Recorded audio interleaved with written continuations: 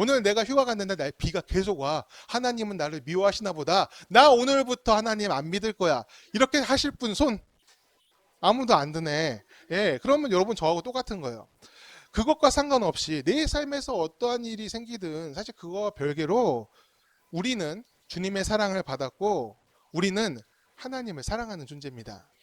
사랑이 하나님과 저의 신뢰관계, 우리의 신뢰관계의 이유가 되는 거예요. 조건 때문에 사랑이 깨지지는 않습니다. 제가 이제 저희 아들하고 워터파크를 갔어요. 이제 휴가 다녀왔잖아요.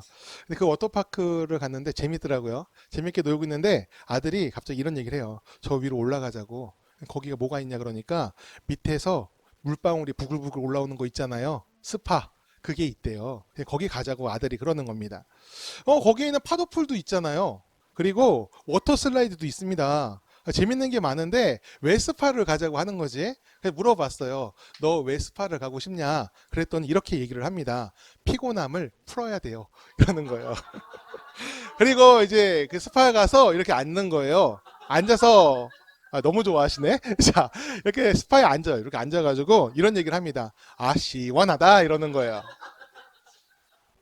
얘가 정말 그걸 느끼는 건가? 그래서 제가 물어봤어요. 너 그 말 어디서 들었냐? 진짜 그게 느껴져? 그러니까 이런 얘기를 합니다. 어른들은 이런 거 좋아하지 않아요? 그러는 거야. 이렇게 반문해요. 알게 모르게 제가 했던 말들을 들었나 봅니다. 그래가지고 이제 따라하는 거죠. 오늘날 이제 사람들은 매우 바쁘게 살아가죠. 특히 한국 사회는 더 바쁜 것 같아요. 그래서 피곤하다라는 말을 굉장히 입에 달고 다니는 편입니다. 아침부터 저녁까지 시간표에 맞춘 것처럼 이 바쁘게 쉼없이 살아가는 것이 우리의 일상이 되었습니다.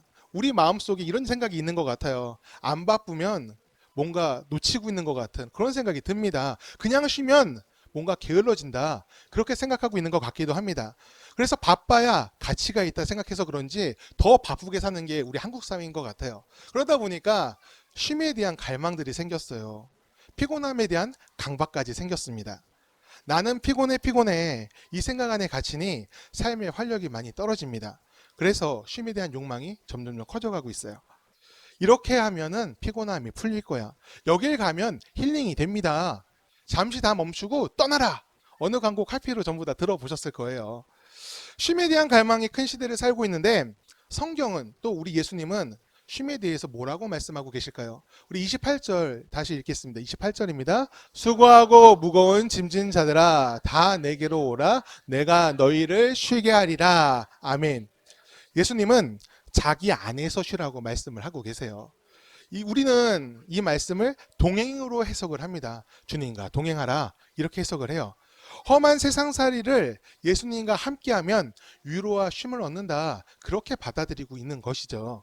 이것은 틀린 말은 아닌데 조금 더 들여다볼 필요가 있어요.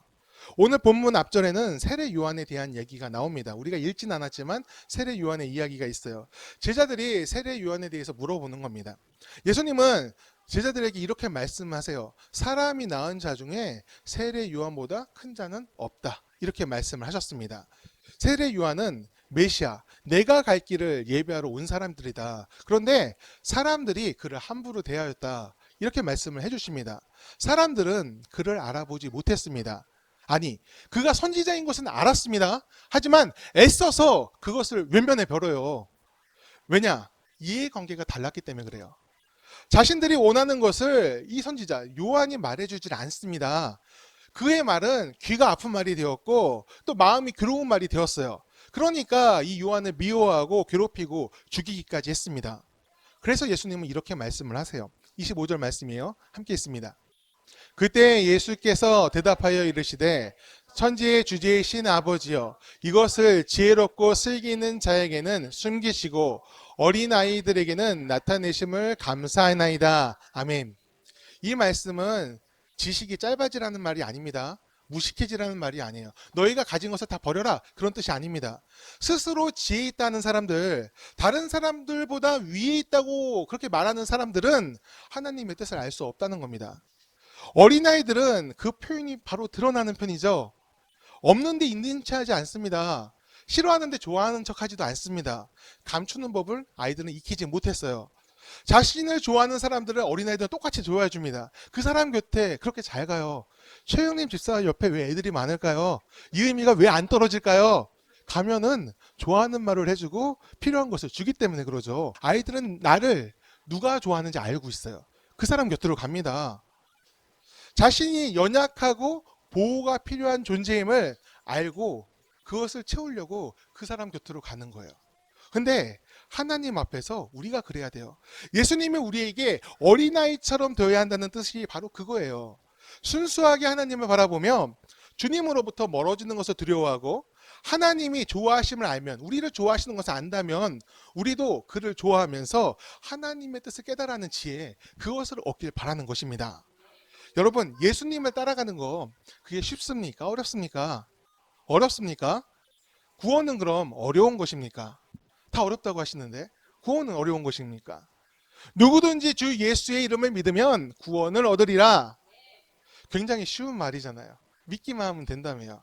그런데 구원받는 것에 대해서 얘기하면은 다들 어렵게 느끼는 경우가 많아요. 예수를 따르라, 하나님을 따르라, 순종하라. 그러면은 아는데 좀 어려워요. 이렇게 얘기하는 사람들이 많습니다. 왜일까요? 찬양 중에 이런 찬양이 있죠. 돈으로도 못 가요 하나님 나라, 죄송합니다. 힘으로도 못 가요 하나님 나라, 이렇게 있죠. 돈으로 못 가요. 그렇죠? 힘으로도 못 가요. 그럼 가기 쉬운 나라예요? 어려운 나라예요? 이것도 그럼 거꾸로 불러볼까요? 돈으로 갈 수 있다. 그리고 힘으로도 갈 수 있다. 그러면 가기 쉬운 나라입니까? 어려운 나라입니까? 이것도 어렵네. 돈으로도 어렵고, 그리고 힘으로도 어렵고, 믿음으로도 어렵고. 그럼 다 우리 어떻게 가죠? 이게 참 문제네. 자, 이 노래는 이렇게 끝나요. 거듭나면 가는 나라, 하나님 나라, 믿음으로 가는 나라, 하나님 나라 하면서 끝나요. 저 노래 잘하죠? 감사합니다. 믿음으로 가기 때문에 우리가 쉽다고 하는 거예요. 왜냐하면 돈하고 힘은 세상에 소수만 갖잖아요. 이건 요즘만 그런 게 아니죠. 옛날엔 더 했죠. 제가 우리 아들한테 항상 하는 말이 있어요. 대한민국은 오늘이 전성기라고 하는 말을 이렇게 얘기를 해줘요. 역사 이래로 지금보다 잘 산 적 없다. 역사 이래로 뭐라고 얘기할지언정 지금보다 평등한 적이 없다. 모두가 다 같이 일렬로 선 나라는 지금밖에 없다. 물론 이 사회에 아직도 불공정이 존재를 해요.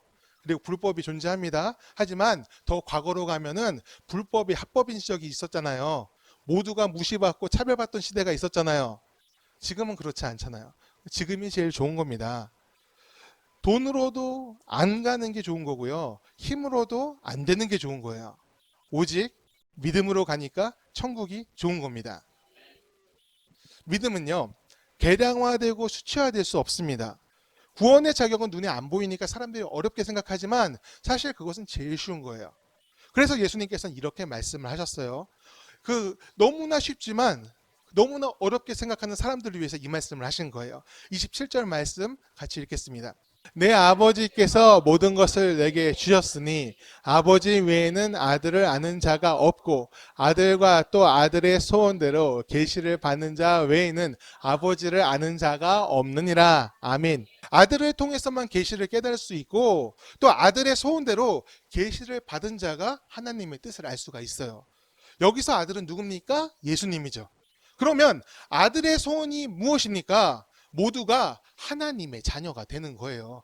그게 예수님이 바라는 소원입니다. 예수님은 우리가 자신처럼 되기를 원하십니다. 그래야 아버지 하나님을 아버지라 부를 수 있게 되니까 그것을 원하셨어요.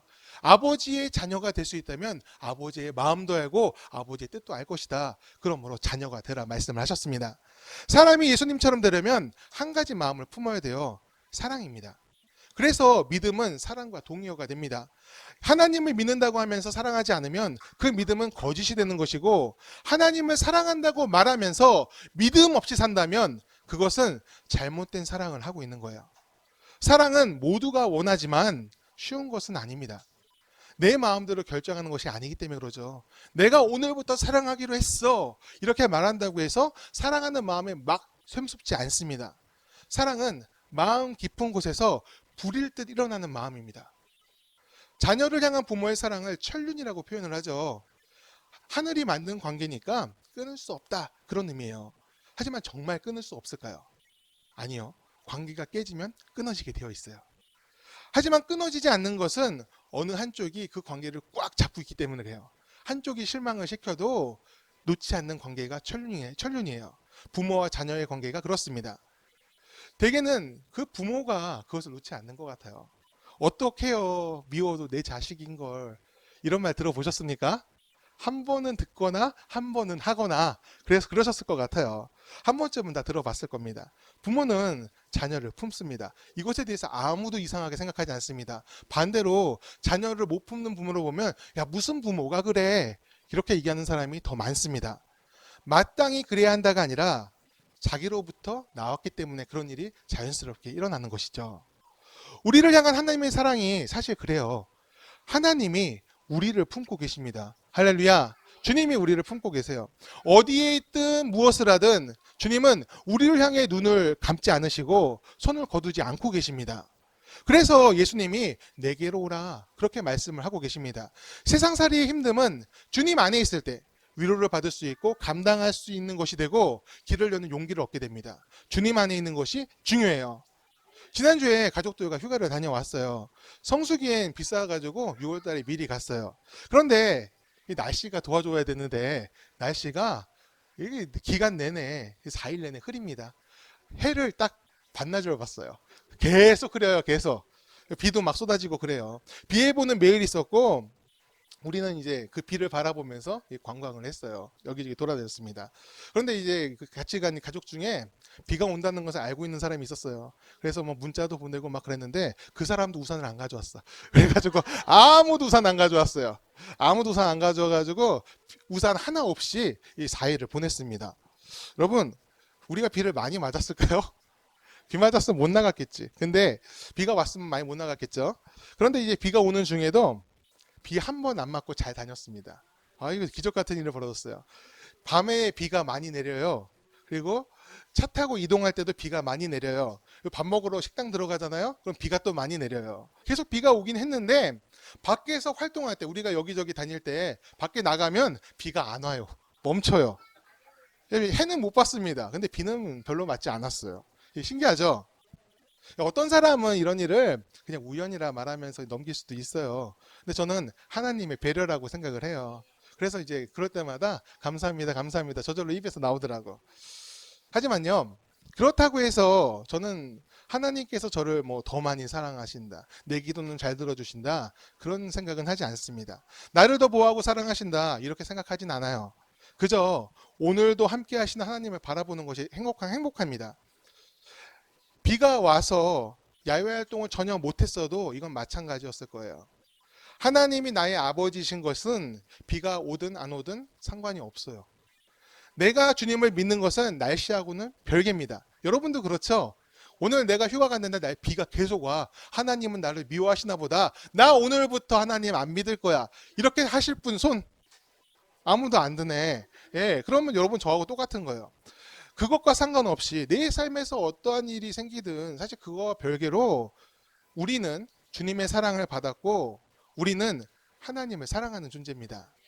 사랑이 하나님과 저의 신뢰관계, 우리의 신뢰관계의 이유가 되는 거예요. 조건 때문에 사랑이 깨지지는 않습니다. 저는 신학대를 27살에 입학을 했어요. 늦게 수능을 다시 보고 입학을 했는데 사실 그 재수한다는 게 그 고3 졸업하고 바로 재수하는 것보다 한참 쉬었다가 다시 재수하는 거 그게 더 어렵습니다. 그냥 공부하고 싶어요, 하기 싫어요? 아, 감사합니다. 저랑 같은 마음이세요. 예, 하기 싫어요. 그래도 이제 시험 봐야죠. 봐야지. 그래도 시험을 봐야지 학교를 갈 수 있으니까 재수 생활을 했습니다.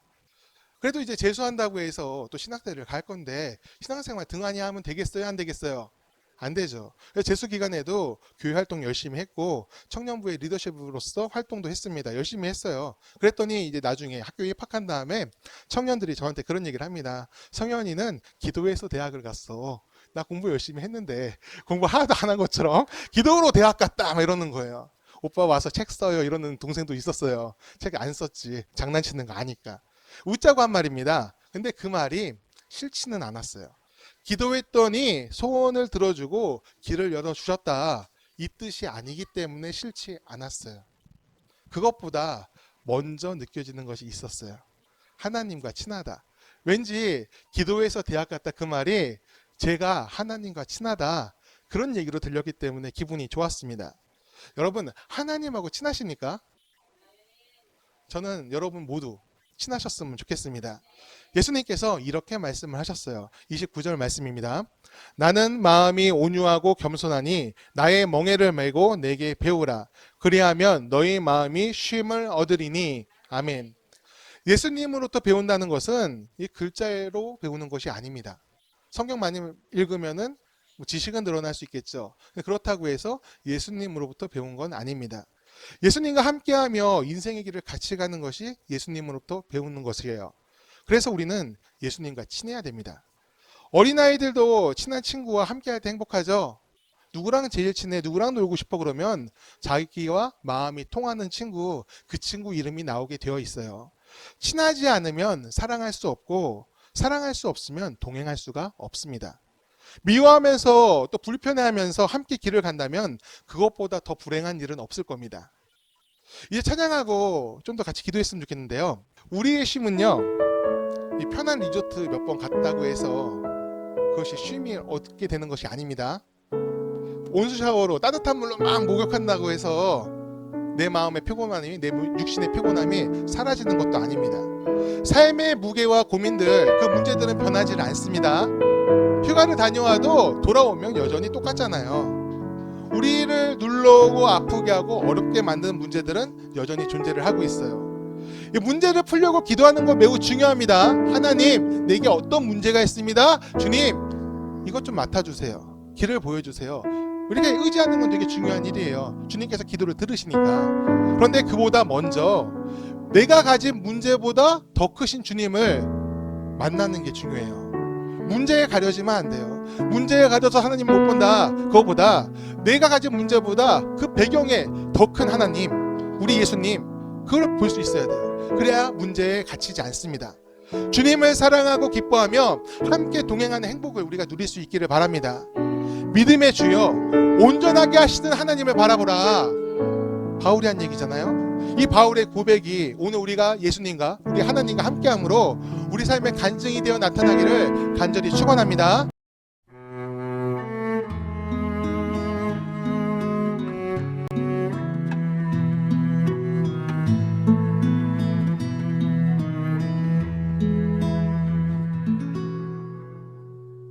주를 향한 나의 사랑을 주께 고백하게 하소서. 아름다운